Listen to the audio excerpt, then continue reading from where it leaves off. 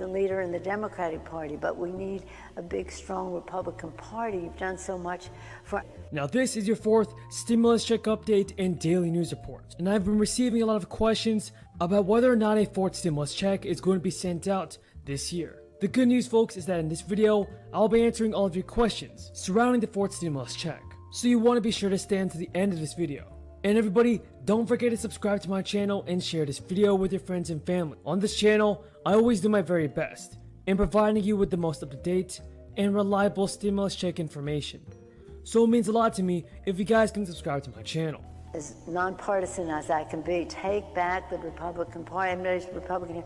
Take back your party, which has done so much for our country, and we can compete in the world of ideas about what the role of government is.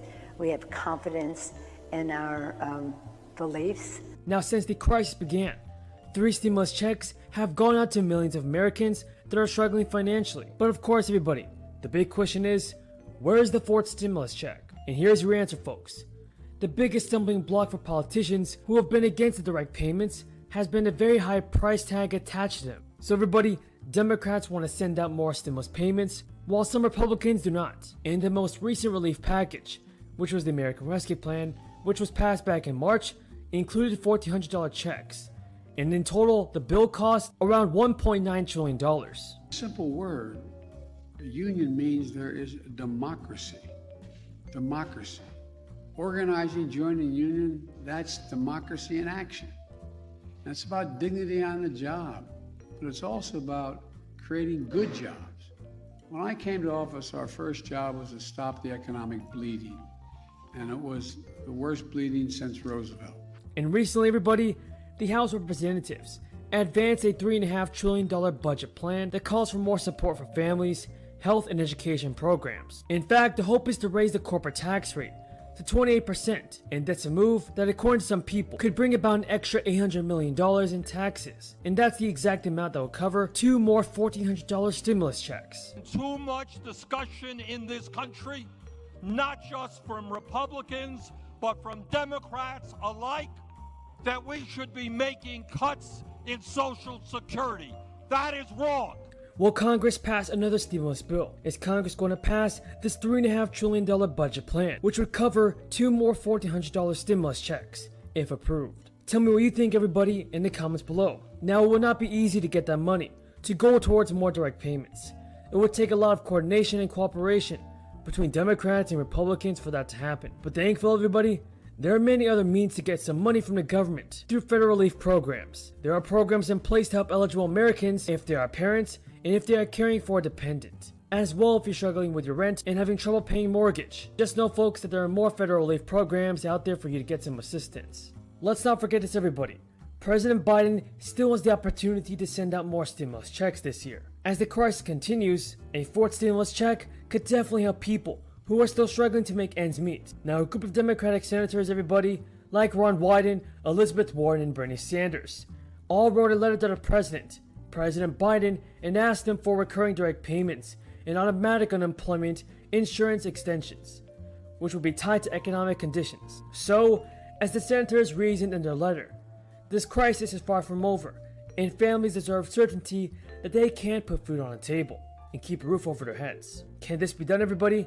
Can the Democrats like Ron Wyden, Bernie Sanders, and Elizabeth Warren push President Biden to send out more stimulus payments? Tell me what you think about this in the comments. In addition, an earlier letter to President Biden and Kamala Harris from 53 representatives, led by Ilhan Omar of Minnesota, carved out a similar position.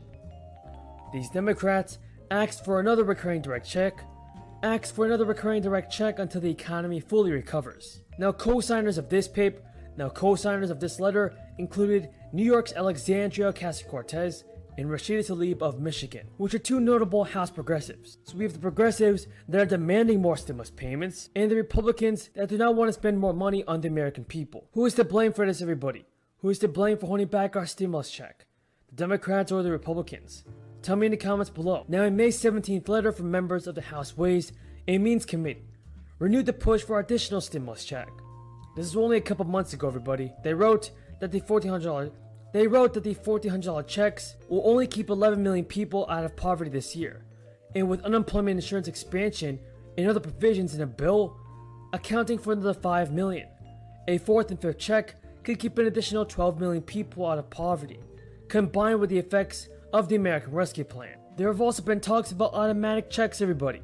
This can be sent when specific economic metrics reach certain thresholds. For example, if unemployment rises to 6%, and this would cause more stimulus checks to be sent out in a reactive force to counter economic dips. In my opinion, folks, this sounds like a great plan, and I believe that President Biden can get the job done and send out more checks. If you guys agree, leave your thoughts in the comments below. And don't forget to subscribe to my channel and share this video with your friends and family if you have any more questions about stimulus checks. Hosting today, we also have IBAN here as well. Most importantly, though, you'll hear from Zach Bushman. Zach is the National Embassy Administrator, and really today it's to provide more detail on the enhanced ELAP that we have for our livestock producers. Of course, ELAP has been available to help cover the transportation cost of hauling water to livestock. Well, the change that we've been able to get done with Secretary is that now ELAP will cover 60% of the transportation fee to livestock as well. And that's a big help, particularly when you combine it with LFP, the Livestock Forage Program, which covers up to 60% of that fee cost. And this is a permanent change.